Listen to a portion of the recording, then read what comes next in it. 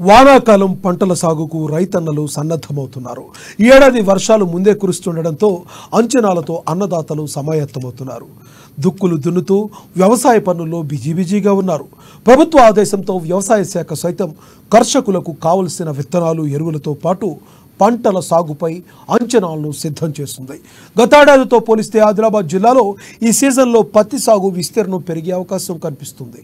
అలాగే ఇతర పంటలైన కంది, సోయా సాగులను ప్రోత్సహించేలా అధికారులు రైతన్నలను చైతన్యం చేయనున్నారు. 4,16,000 ఎకరాల్లో అత్యధికంగా పత్తి సాగయ్యే పరిస్థితులున్నాయి. ఈసారి కంది పంటకు ప్రాధాన్యతనిచ్చే అవకాశమూ ఉంది.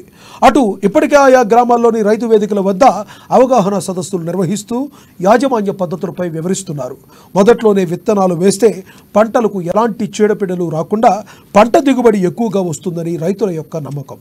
అందుకే రైతులు విత్తనాలు వేసేందుకు సమాయత్తం అవుతున్నారు.